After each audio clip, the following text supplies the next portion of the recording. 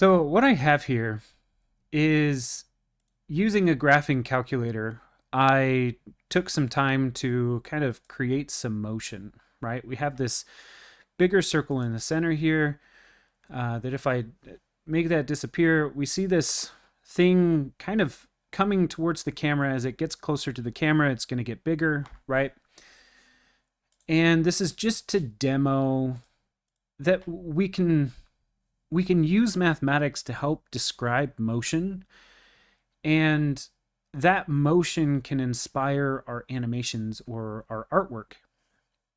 It doesn't have to exactly, but it can be really helpful, and it can be something that provides additional insight. So let me show you the geometry nodes here. But this is just, so I'm taking the time in seconds, and then I'm doing these calculations. So I have these equations that I've built out, and this one here is the main one that's, so if I turn that off, we're going to see that circle disappear. Now, Blender has a lot of built-in capabilities, so you don't necessarily need to learn mathematics to be able to use the program, which is really cool because that means it's more accessible. But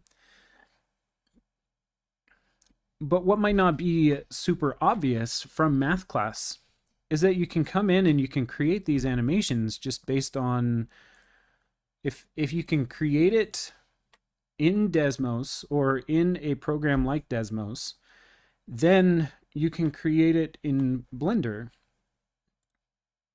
There are some limitations there, and it's not exactly a one-to-one pairing, but you get the idea. The general idea is here.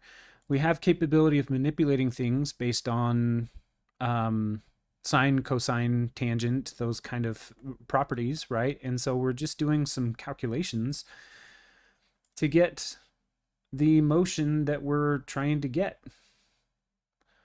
And then from here, so this could be a character flying off into space, right? Or maybe a cartoon character broke something and they're flying off and they're like screaming as they fly by, something like that, right? But the general idea here is that you can use mathematics to help inspire the motion and get an idea for what's going on, or have something to, because I can also make frames out of this, and then I can take that and put it into a program like CSP, Clip Studio Paint, or Procreate, and I can use those frames as reference to know where the character is going to be and then modify accordingly, right?